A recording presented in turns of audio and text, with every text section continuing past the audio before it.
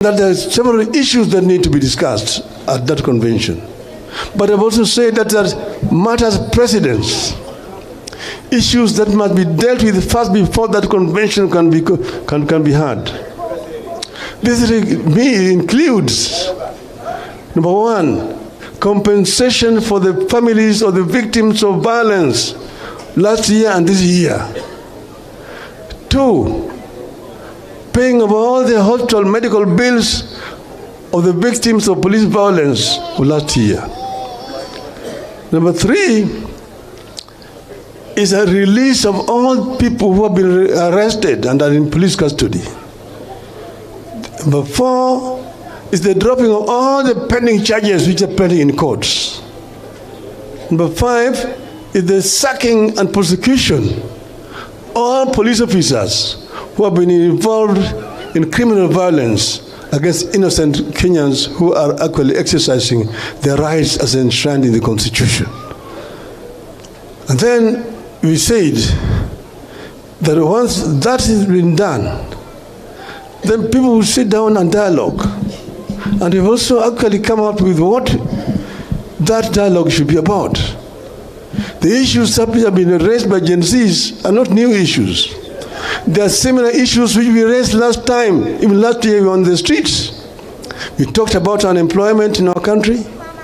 We talked about high cost of living in our country. We talked about corruption, rampant corruption in the country. We talked about tribalism and ethnicity, discrimination in our country. And then we talked about management of debt in the country. These are critical issues that need to be discussed. But thirdly is the issue of governance. We have a new constitution, but we are not actually following that constitution. There are issues which were pending. Kenyans met at Bomas of Kenya and deliberated for a very, very long time and came up with a very, very progressive constitution. That constitution was bastardized to a certain extent during the so-called Naivasha process. We must go back to the Bomas draft constitution, put it back on the table, and see what needs to be cleaned up so that we can have a progressive constitution. So you said, therefore, that it's on the basis of that kind of elaborate process that we can then talk about a government of national unity.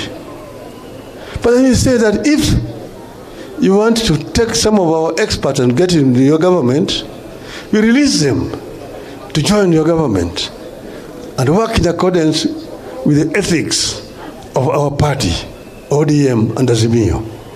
This is what we said. We have not changed. This position has not changed. We said we want to see a new Kenya, and the people of Kenya are entitled to it.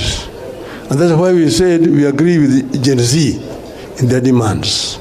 Gen Z demands are the demands of the people of Kenya. Irul Kamana.